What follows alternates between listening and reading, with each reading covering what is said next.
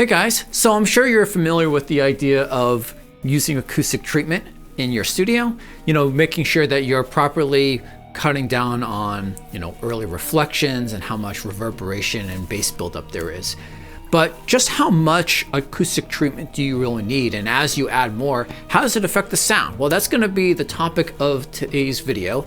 We're going to do a little bit of a deep dive, and we're going to look at adding and removing certain amounts of acoustic treatment, and we're going to see how it affects specifically a drum sound in kind of a live room environment.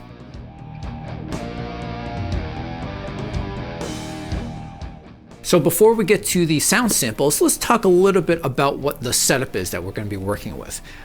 So how I have this set up is that I'm applying most of my acoustic treatment behind the drums and just kind of off to the sides of them, right? I'm kind of backed up against the wall. I'm pretty close to these walls here, and it's going to cut down a lot of the early reflections there. It's going to cut down on the amount of bass buildup I have in these corners. But on the other side of the room, I have very minimal acoustic treatment there. And this is because I want to have a very tight sound for kind of the early, like the direct mics and the early pickups from these microphones. But from a room sound, I still want to have a certain amount of natural reverberation. So I'm going to have all sorts of direct mics on the drums for this setup, and I have a pair of overheads, but I also have a pair of room mics. This is set up in a mid-side sort of scenario. I have a different video if you're interested in mid-side room miking. You can check out the description below for that. So what are you going to see and hear for this comparison? Well, I have a few different beats and patterns that I'm going to play through. And on each one of those, we're going to do kind of like an A, B, C comparison. So what are those, those three different versions, the A, B, and C? Well, as you can see, I have some foam that's kind of permanently attached to the walls, but most of this foam is portable. And so that's what we're going to look at, where we're going to change for these comparisons. So our first one, the A, I guess you could say, is going to be that all of the portable foam will be removed, and it's going to be no acoustic treatment back here and to the sides except for what's on the wall. For the second one, the B, is going to be that I'm going to add in just these pieces of foam behind me. These are the Auralex ProMAX. And then for the third one, for the C, I'm going to add in the other stuff. So I also have a pair of the Auralex DeskMAX here. I have the Auralex, I think these are the Venus bass traps that I have kind of in the corners. And then I have three little baffles that I've made myself. So we'll go through one beat at a time, going through each of those acoustic treatment setups, and then we'll move on to the next one and we'll repeat like that.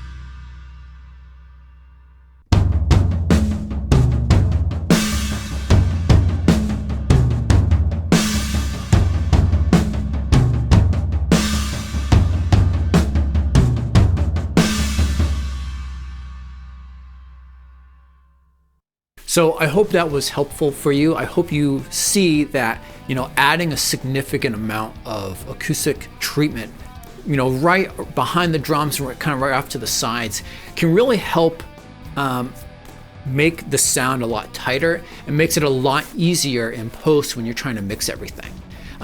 But you can still have a nice kind of live sound by leaving a very minimalistic, having a minimalistic approach to acoustic treatment on the far side of the room. I have a lot of other videos out and that are coming out in the future that I think you might also find useful. Stuff about the Auralex ProMAX and DeskMAX, little review videos on those. A lot of videos that kind of give some tips and tricks on recording, kind of focusing around the drums, but that you might be able to apply to other areas as well.